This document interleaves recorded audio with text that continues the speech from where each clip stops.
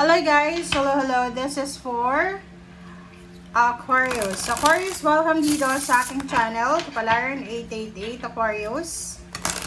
Titingnan natin kung anong mensahe ang posibleng darating sa inyo. So, titingnan natin. Aquarius.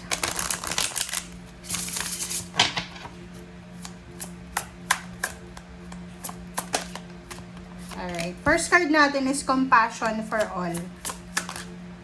Next is Be Present.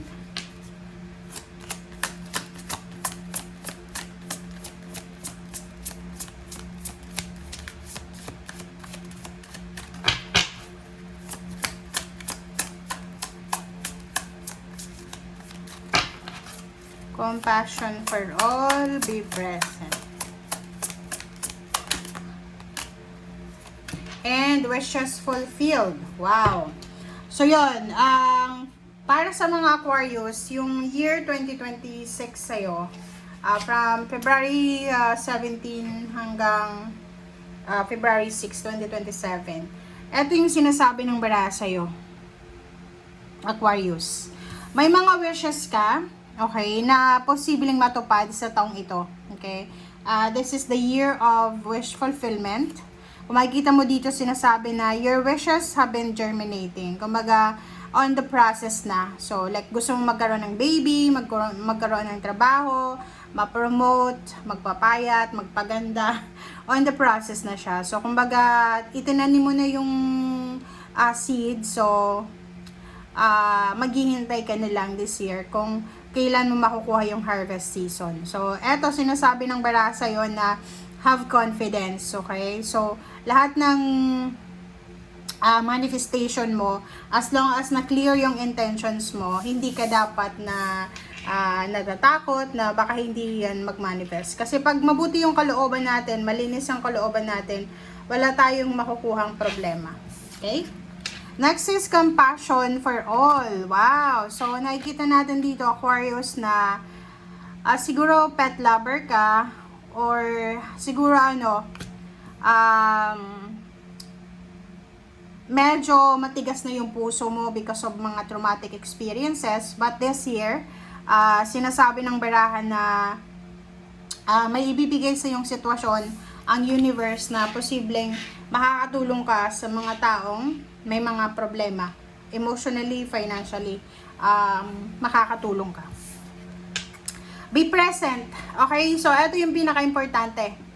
Wag tayong masyado, Aquarius, na nakafocus sa expectation natin sa future. Maging presente ka sa ngayon. Ito yung barahang to na sinasabi na kailangan mong i-focus yung sarili mo sa ngayon. Right now. Okay? Mag-enjoy ka. Enjoy mo kung ano yung nangyayari sa ngayon. And, wag tayong masyadong nag-aalala sa kung anong mangyayari bukas, makalawa.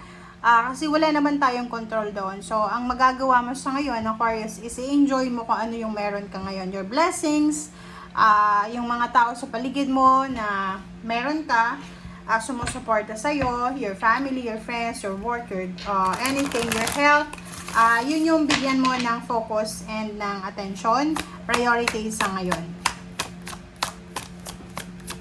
Alright.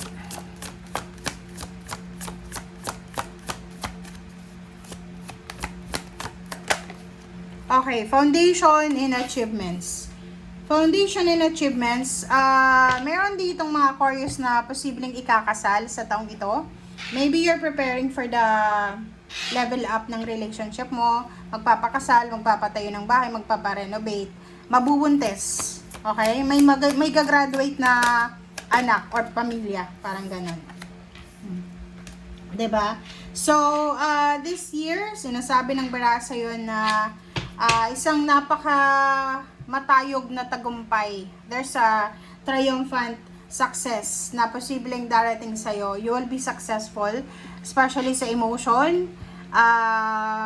Pwedeng yun, kasi this one is wisdom. So, kung ikaw ay college student, pwedeng ka-graduate ka this year, or kung may anak kang college student, ka-graduate siya this year.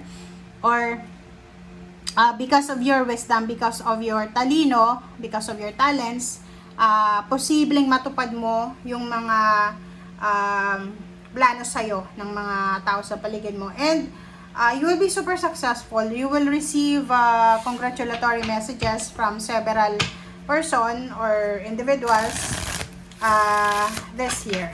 Okay?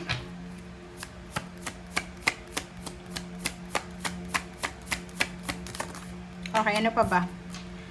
Death card. So yun, there's an ending. So may mga bagay-bagay ka na kailangan kalimutan na. Okay, next is temperance. So if you are waiting for something, 'di ba? Kung waiting for anything na tangible, sinasabi ng baraha sa atin, huwag tayong masyadong magfo-focus sa tagal kung kailan tayo naghihintay. We need to make sure na we have the faith sa hinihintay natin. Lump sum of money, you will receive lump sum of money, promotion, or pwedeng nagbebenta ka ba ng bahay. Yun, promotion, fire sign energy. So, sinasabi ng baraha, may iba sa inyo dyan, na you are planning to travel for work or for leisure sa ibang bansa. And siguro matagal mo na yung pangarap. And this year, you will have the opportunity na ma-fulfill mo yung mga wishes na yan.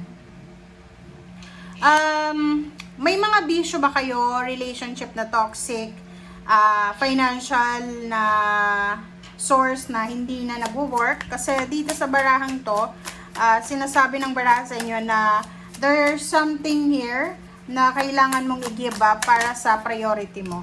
Okay, relationship. So yun, siguro medyo maglalaylo ka sa relationship mo kasi magfo-focus ka sa bagong direction mo. Yung bagong direction mo, it's like money, career, parang ganon. So, may iba sa inyo medyo laylo sa relationship kasi nakafocus sa promotion. May iba naman magre-resign or magle-leave of absence because of pregnancy, parang ganon. Sinasabi ng baraha sa'yo dito na you're wishing for financial and emotional freedom. Di ba? Yung parang every night or every Christmas, New Year's, yun yung wini-wish mo na sana magkaroon ka ng masayang pamilya, financial stability, ganito. And this year, sinasabi ng baraha sa'yo na you have the opportunity na pwedeng magawa mo yun, makuha mo yun. But the problem is, kailangan mong sumugal. Di ba? Like, kailangan nating mag-sacrifice.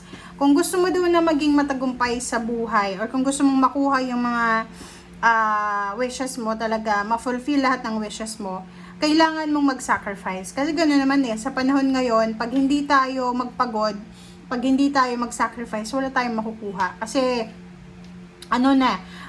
nasa new technology na tayo Kailangan nating kumilos, kailangan nating gumawa ng aksyon kung gusto nating makuha lahat ng gusto natin. Okay? Hindi na uso ngayon yung patambay-tambay ka lang, hindi uso ngayon yung puro pangarap lang ng walang actions. Okay?